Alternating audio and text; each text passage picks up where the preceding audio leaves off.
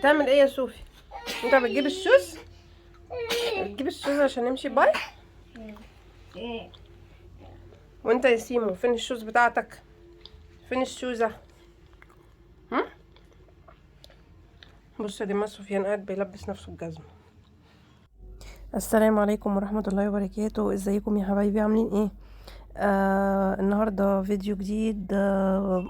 بصوا، هو انا الفيديو ده بصراحة مش جديد، هو قديم. انا كنت مصوراه قبل رمضان بيوم او بيومين. بس انا ما عرفتش انزله وقتها لان كنت لسه محتاجه اعمله مونتاج واتشغلت طبعا قبل رمضان على طول. انتوا عارفين الدنيا بتبقى مدربكه ازاي. فانا اتشغلت وما عرفتش اعمله مونتاج، واول ما دخل علينا رمضان برضو انا تعبت جامد وكنت عيانه وكده وما عرفتش ان انا اعمله مونتاج. فانا كنت قلت لكم في فيديو قبل كده ان انا مصوره فيديوهات قبل رمضان وهنزلها لكم. بس فهو كان الفيديو ده، وفي فيديو تاني برضو ان شاء الله ايه احاول انزله لكم باقرب وقت باذن الله. بصوا الاول، الكيسين الزرق دول انا كنت حاطه فيهم الجزم، عشان انا الجزمه بتاعتي كانت ادمت عندي وكنت عايزه اغيرها وكده، وكنت طالبه جزمه من على النت وما كانتش لسه جت. فانا كنت بوضب الشقه وكده وبلم الدنيا قبل رمضان، ففضيت الجزامه، قلت افضيها بالمره عشان لما تيجي الجزامه ايه احطهم فيها بالمره. بس انا المفروض انا النهارده يعني في اليوم اللي انا بصوره ده كنت نازله. كان في عندي سبوتات كنت عايزه اغيرها. كان يعني باظت عندي، اللمض بتاعتها باظت وكنت عايزه اغير اللمض، وده كان مشوار المفروض كنت هروح فيه وسط البلد. فانا اتاخرت جدا بصراحه ساعتها. اهي بصوا دي السبوتات، كان في المطبخ وكان في الريسبشن برضو. بصوا كل ده كان محروق، ما كانش شغال غير سبوتين بس في المطبخ، والدنيا كانت في المطبخ ضلمه جدا. فانا كنت المفروض هروح اغيرهم من وسط البلد، بس بصراحه كان ساعتها الدنيا زحمه جدا، والوقت ضيق ومعرفتش ان انا اروح، لان كان الوقت تقريبا ساعه ونص من البيت عندي. بصوا الشقه عندي كانت مدربكه جدا وكنت بوضب شويه حاجات في الشقه وكده. هبقى اوريها لكم برضو فيديو تاني ان شاء الله. بس فالمهم انا ما روحتش بقى سوق الكهرباء ده اللي هو في وسط البلد، ورحت ايه، رحت كارفور، ورحت بعديه هايبر، ورحت بعد منه سعودي. هتقولي لي رحتي كل ده؟ هقول لكم انا رحت بصراحه اليوم ده. كنت نازله من بدري وكان في شويه حاجات ناقصه عندي. انا كنت جايبه خزين من رمضان من قبلها بفتره، وكان في حاجات بس بسيطه هي اللي ناقصه. كنت محتاجه بامبرز للولاد، وكنت محتاجه دقيق، وكنت محتاجه حاجات كده ايه بسيطه.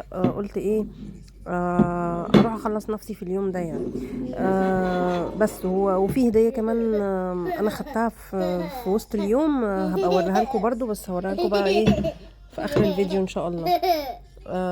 هنا بقى كنا نزلنا خلاص ورحنا اول حاجه رحناها كارفور. كملوا بقى معايا لاخر الفيديو عشان تشوفوا انا جبت ايه بالظبط وايه الهديه اللي خدتها وكده، وفي مفاجآت ان شاء الله هتشوفوها معايا. وطبعا ما تنسوش تعملوا لي لايك وتشتركوا في القناه وتفعلوا الجرس عشان يوصلكم كل فيديوهاتي. ولو في اي حاجه عايزين تستفسروا عنها اكتبوا لي تحت في الكومنتات.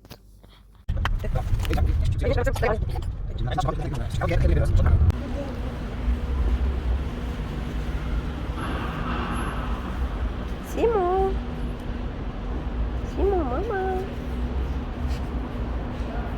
احنا وصلنا كارفور مول مصر. صوفي يلا هندخل بقى واصور لكم جوه كده ايه الدنيا. انت رايح فين يا عم؟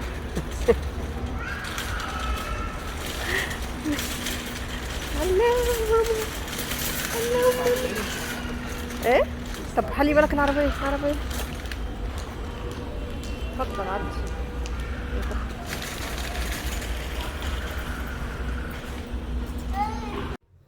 هنا بقى دخلنا خلاص. بس انا عايزاكم قبل ما تكملوا معايا الفيديو ما تنسوش تعملوا لي لايك وتشتركوا في القناة وتفعلوا الجرس عشان يوصلكم كل فيديوهاتي.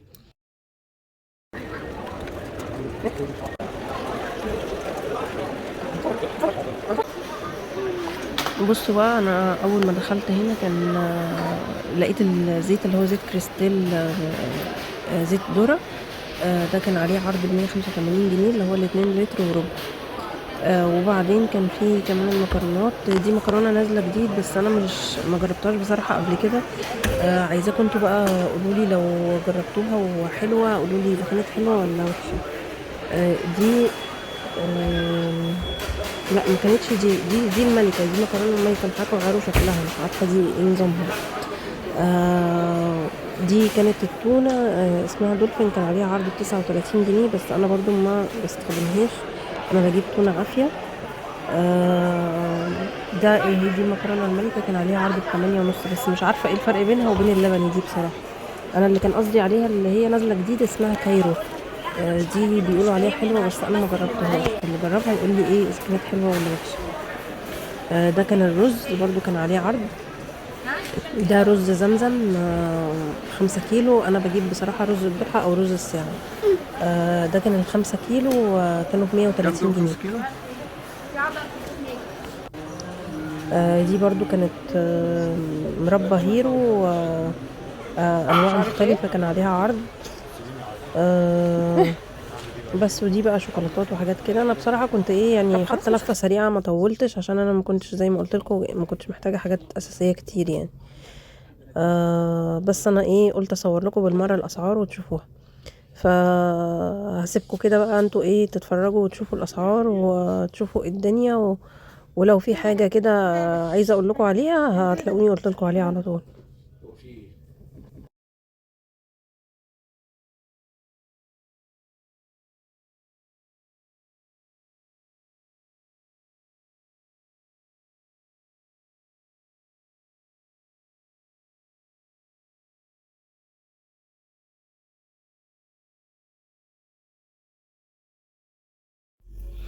بصوا بقى، دي كانت كراتين رمضان، اللي هي لو حد عايز يعني يوزع كراتين او كده، دي كانت المكونات بالاسعار. انا شفت الكراتين دي في كارفور، وشفت برضو زي الكراتين دي بس شفتها في هايبر. بصراحة بتاعة كارفور الحاجات المحتويات اللي فيها كانت انضف بكتير من المحتويات الكراتين اللي كانت في هايبر. بتاعة هايبر فيها حاجات اكتر بس دي محتوياتها انضف، فاهمين؟ يعني الصلصة نوعها نضيف والرز نوعه نضيف، السكر كده. بتاعة هايبر برضو فيها حاجات كتير بس الانواع ما كانتش حلوة خالص، وكانت الحاجة جواها مفتحة، معظم الحاجة مفتحة، فما عجبتنيش الصراحة. دي بقى كان طبعا حاجات جونسون، منتجات جونسون، الزيت والبيبي اويل والشامبو والبلسم والحاجات دي. انا كنت برضو كنت محتاجة اجيب منهم لسليم وسفيان. كنت عايزة اجيب بلسم وكنت عايزة اجيب شامبو، بس لقيت الاسعار بصراحة يعني وانا واقفة كده دخلت على الابليكيشن بتاع هايبر، لقيت الاسعار في هايبر ارخص. ده بقى كان البامبرز برضو. دي الاسعار بتاعته. ده بامبرز بريميوم، كل نوع بالسعر بتاعه. برضو ما جبتش، انا كنت محتاجاه، كنت عايزه اجيب بامبرز للولاد وده النوع اللي بجيبه، بس انا ما جبتش من كارفور. انا لما استنيت لما رحت هايبر وجبت منه، لان زي ما قلت لكم ساعات ايه بلاقي الحاجه مثلا ما عليهاش عرض او غاليه، وانا واقفه كده بقوم داخله على الابليكيشن بتاع هايبر وابص على السعر، لقيت السعر ارخص فبقوم جايبه منه. بصوا بقى، ده اللي انا بجيبه البامبرز اللي هو بانس بريميوم بانس ده. ده كان ب300 جنيه في كارفور.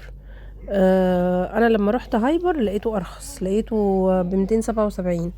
هو برضو ستيل غالي، بس هو يعني ارخص من كارفور يعني. انا بصراحة دورت عليه اونلاين ودورت في كذا حتة، بس لقيته ارخص حتة كان في كارفور. شوفي ماما، لا لا لا، كخ كده.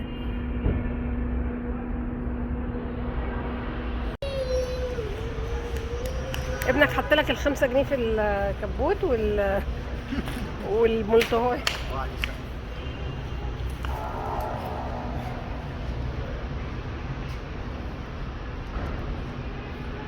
انت حطيت ايه هنا بقى؟ وريني.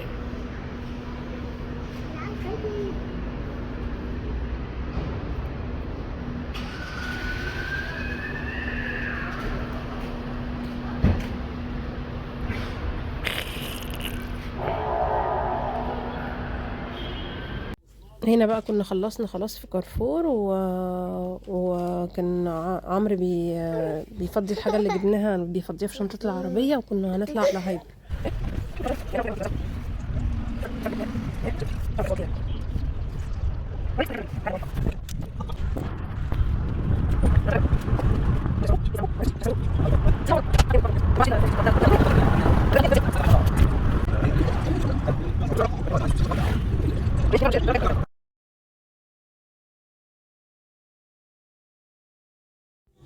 هنا بقى خلاص كنا وصلنا وداخلين، بس بصراحة انا معرفش اصور لكم حاجات كتير عشان كانت الدنيا زحمة جدا.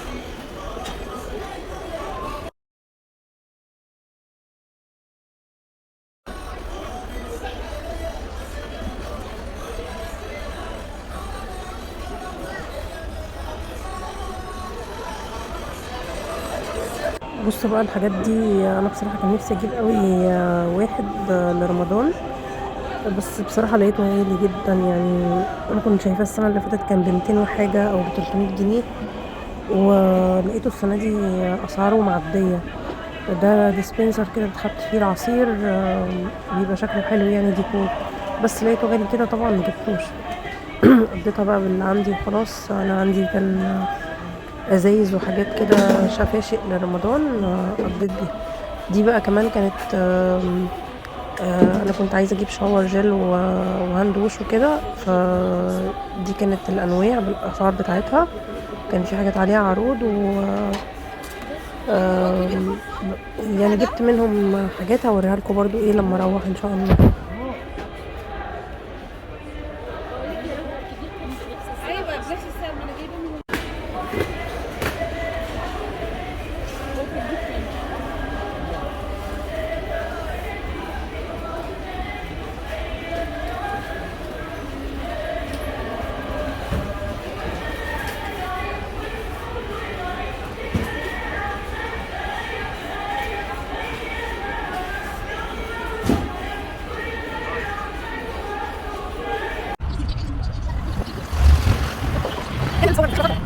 بصوا بقى دي كانت دي اول حاجات انا جبتها من هايبر. يعني انا موريكم حاجات هايبر قبل حاجات كارفور. حاجات كارفور هوريها لكم بس اما اخلص حاجات هايبر. هقول لكم بقى على كل حاجه وسعرها ايه بالظبط. اول حاجه ده عصير اسمه شرقي.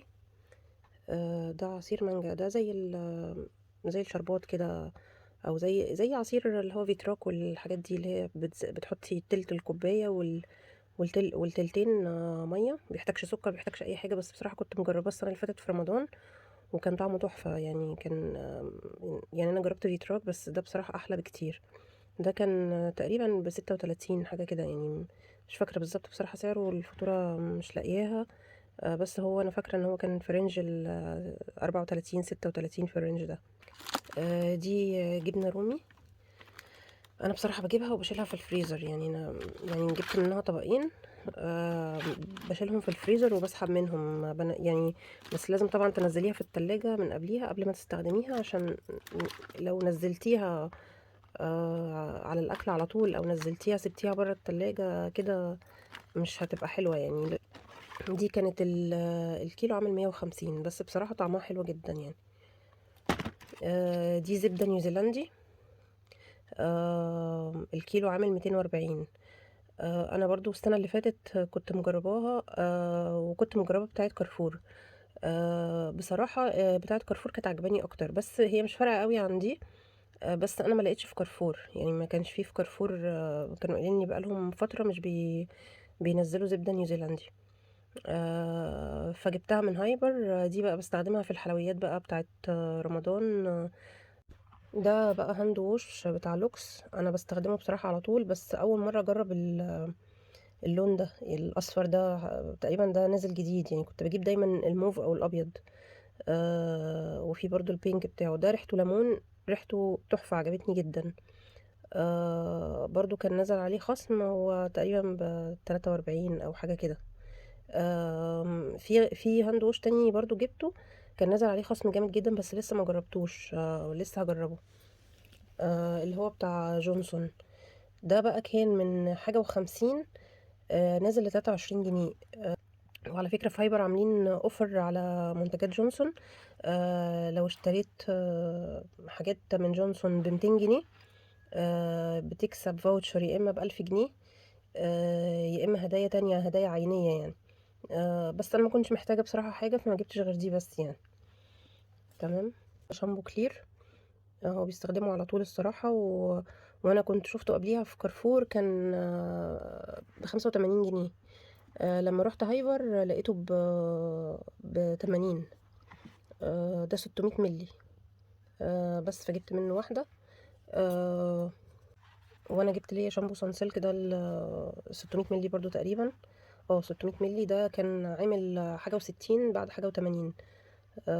فبرضو كان نازل عليه اوفر حلو. جبت برضو البلسم بتاع سانسلك. حلو بصراحة، جربته يعني. انا بصراحة يعني بجيب يا اما سانسلك يا اما بنتين. الاتنين بيبقوا ماشيين كويس مع شعري، والبلسم ده كمان حلو قوي. في كمان اللي جربته وكان حلو بصراحة جدا معايا، البديل الزيت بتاع سانسلك، تحفة تحفة جدا يعني. انا جربت بتاع بنتين وجربت بتاع لوريال، بس انا عجبني اكتر حاجة بتاع سانسلك يعني. مش عارفة، مع انه ارخصهم تقريبا، بس يعني ارتحت عليه اكتر. بس انا ما جبتش منه المرة دي لان انا كان عندي.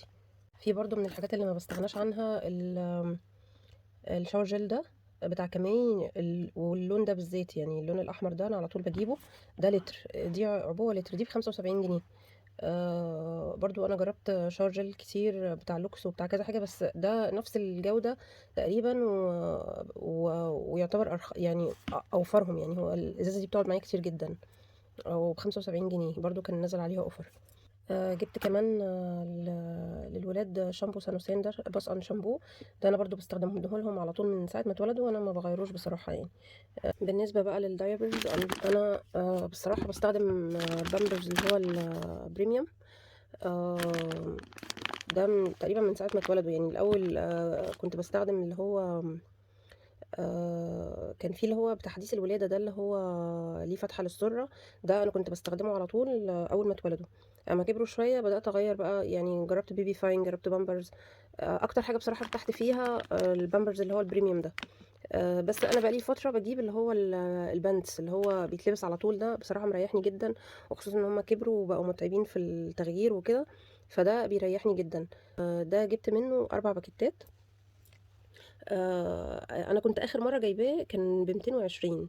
دلوقتي انا جايباه ب277. في حاجه كده حصلت، هقول لكم عليها في اخر الفيديو، وهي اللي عوضتني عن ثمن ال4 باكيتات ده. دول كملوا معايا للاخر عشان تعرفوا إيه المفاجاه اللي حصلت. دي بقى الحاجات اللي جبتها من كارفور. جبت لبن جهينة اللي هو لتر ونص، ده كان نازل عليه برضو عرض، كان تقريبا ب36، فجبت منه. جبت طبعا الفانيليا والبيكنج باودر، دول برضو بستخدمهم للحلويات. وجبت علبة البسكوت دي وجبت دي كمان ويفر، زي فاكرين زمان كان في اللي هو 5 and 5 ده، الويفر الصوابع ده. ده زيه بالظبط ويمكن احلى. صوابع بسكوت ده بحاجه و30 جنيه، يعني اوفر من الفايف اند فايف والويفر التاني اللي بيبقى نفس الشكل ده. في انواع تانية، بس ده اوفرهم، وفي نفس الوقت طعمه حلو جدا. جبت بقى التوابل.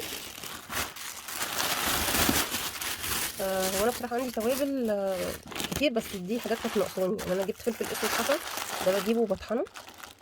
ده الكيلو تقريبا ب196.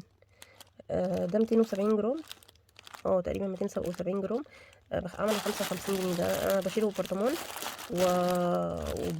يعني كل ما بحتاج بطحن حبة يكفوني مثلا شهر ولا حاجة، وبيبقى يعني بيبقى طعمه احلى من لما تجيبيه مطحون جاهز. جبت شطة. دي الكيلو عامل 60 جنيه. جبت انا تقريبا تمن، ده كان عاملين 8 جنيه تقريبا الحبة دول، يعني حبة حلوين، يعني انا ما بستخدمش الشطة كتير طبعا. بس الحبة دول هيكفوني مدة يعني. جبت برضو ده بصل باودر. عايزه اقول لكم ريحته اصلا، هو والثوم الباودر قلبه ريحه المكان اللي انا قاعده فيه. ريحته تحفه يعني.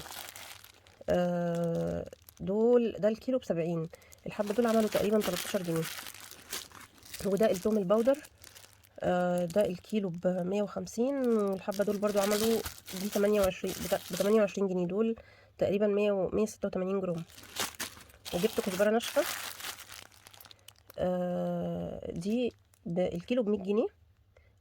وده تقريبا 200 جرام عملوا 20 جنيه.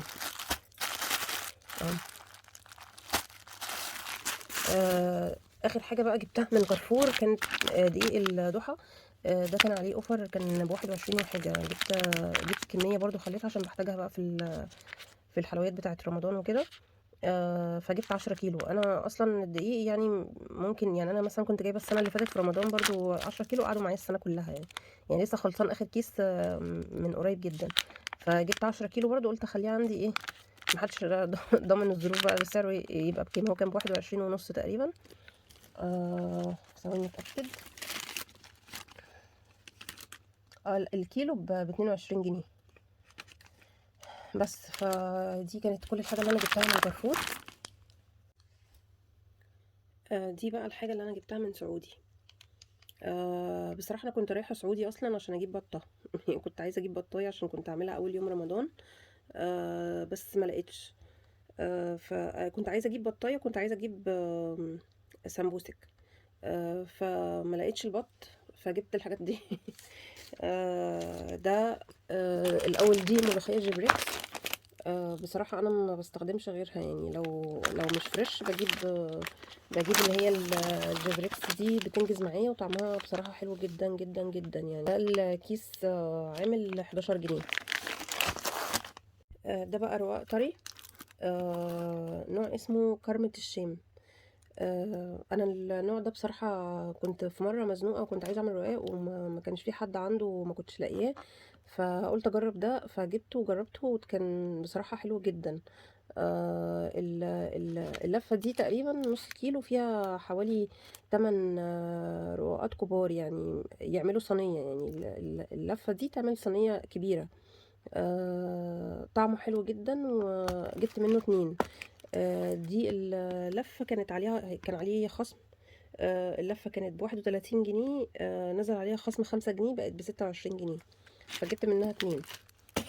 بقى للسمبوسك، انا كنت بجيب برضو نفس نوع الرواق ده، جبته برضو جربته مرة. جربت منه السمبوسك بس حسيته بصراحة بيشرب زيت. فانا دي اول مره هجرب فيها السنبله. انا اعرف ان السنبله حاجتها حلوه، بس انا ما جربتش السمبوسك بتاعها قبل كده. هو غالي بس ما اعرفش يعني. انا حتى ما سالت هناك في السعوديه قالوا لي ده احسن نوع. فلسه هجربه بقى، هشوف طعمه حلو ولا وحش. كان نازل عليه خصم. كان ب74 جنيه. عليه خصم 19 جنيه، يعني تقريبا اللفه دي عامله 55 تقريبا. في حدود 55 جنيه او 56 جنيه. بس جبتها برضو هجربها واقول لكم بقى اذا كانت حلوه ولا. دي كمان عجينه جلاش اسطنبوله. برضو اول مره اجربها، ما جربتهاش بصراحه قبل كده. دي كانت ب35. نزل عليها خصم. دي 34 ونص، نزل عليها 8 جنيه ونص. يعني تقريبا دي ب26 جنيه بعد الخصم. ده بقى جبتها. الاختراع ده انا برضو اول مره اجربه. ما جربتش منه اي نوع بصراحه قبل كده. السبرينج رول ده انا كنت دايما باكله من بره، بس عمري ما عملته في البيت بصراحه. فقلت ابقى اعمل منه كده يعني اشوف بقى الخلطات اللي تنفع معاه، خلطه فراخ والحاجات اللي بتبقى زي الشاورما والحاجات دي. فجبته وقلت اجربه. دي كانت عامله 37 جنيه، بس ما كانش عليها خصم. يعني هي سعرها كده 37 جنيه، ما فيش عليها خصم. اخر بقى حاجه جبتها، جبت كركديه. انا كنت من فتره شايفاه في سعودي، بصراحه كان شكله عاجبني. يعني هو بيتباع، هو بيبقى سايب وانتي بتعبيه. بس حسيته شكله يعني لونه احمر جامد ومكتوب عليه كركديه اسواني، فانا عارفه ان الكركديه الاسواني بيبقى طعمه حلو. فجبت ال 200 جرام دول، قلت اجربهم يعني. ده الكيلو عامل 220، يعني ال 200 جرام دول ب 44 جنيه. ب 44 جنيه. بس ب 220 جنيه غالي قوي يا جماعه، مش عارفه ليه الكركديه ب 220 جنيه بصراحه. آه بس دي الحاجات اللي انا جبتها كلها من سعودي. تاتا تاتا، واليكم يا جماعه المفاجاه. بصوا بقى، انا لما رحت هايبر، طبعا كنت بدور على البامبرز وبشوف الاسعار وكده زي ما شفتوا في الفيديو. فلقيت لقيت البنات اللي هي بتبقى واقفه، اللي هي السيلز دي، اللي بتبقى على كل براند، في ساعات بتبقى في بنت سيلز كده واقفه، بتسوق يعني للمنتج. فساعتها قالت لنا ان في اوفر على منتجات بامبرز. لو اشترينا حاجات من بامبرز ب 500 جنيه، يا اما بناخد فاوتشر مشتريات ب 100 جنيه، يا اما بناخد هديه للبيت يعني. الهدايا دي كانت من ضمنها مايكرويف، وكان في الاير فراير، وكان في الميكسر ده. فاحنا بصراحة يعني جبنا وقلنا يعني أقل حاجة هنكسبها كانت ال 100 جنيه، يعني كانت هتقف علينا. البامبرز مثلا احنا جايبينه، لو جايبين باكيتتين ب 550 جنيه، فهنبقى وفرنا فيهم 100 جنيه، يعني كانوا هيقفوا علينا الباكيتتين ب 450. فاحنا كده كده كنا هنجيب يعني 4 باكيتات. فجبت ال4 باكيتات وقلت اقل ما فيها هاخد 2 فاوتشر مثلا ب 100 جنيه، فاحنا كده كده كسبانين. بس ما جاش في دماغي خالص ان انا ممكن اكسب. بصراحه انا عمري ما كسبت في حاجه قبل كده بصراحه. ما جاش في دماغي خالص ان انا ممكن اكسب حاجه للبيت او حاجه كبيره قيمه كده. لما نزلنا وحاسبنا، خدنا الريسيت ورحنا بقى اللي بيبقوا واقفين في الممر في فايبر. كل حد مسؤول عن منتج معين، بيوزع الهدايا بتاعته. فاديناهم الفاتوره وادونا كروت كده نخربشها. ادونا كارتين لان احنا كنا معديين ال 1000 جنيه. فكل 500 جنيه عليهم هديه. فادونا كارتين خربشناهم. كارت طلع لنا الفاوتشر ب 100 جنيه، والكارت التاني طلع لنا الميكسر ده. انا بصراحه كان نفسي في الاير فراير يعني عشان ما عنديش اير فراير، انا عندي عجان اوريدي. بس قلت ده برضو حلو يعني، هينفعني وهو صغير. وانا عملت سيرش عليه على فكره على النت، لقيته بيتباع في بيتك. يعني هو حتى بضمان بيتك، عليه ضمان سنه. لقيته بيتباع في بيتك ب 800 وحاجه يعني. اللي هو انا كاني اصلا ما دفعتش حاجه في البامبرز. يعني انا جبت بامبرز ب 1000 1100 او 1200، ب 1100 تقريبا بامبرز. كسبت ده ب 800 وحاجه، وكسبت كمان فاوتشر ب 100 جنيه، فكأن انا جبت بامبرز ببلاش. بس كده، ده كان فيديو النهاردة. أتمنى يكون عجبكم وتكونوا استفدتوا منه، ولو حاجة بسيطة. لو عجبكم الفيديو اعملوا لي لايك واشتركوا في القناة وفعلوا الجرس عشان يوصلكوا كل فيديوهاتي الجديدة.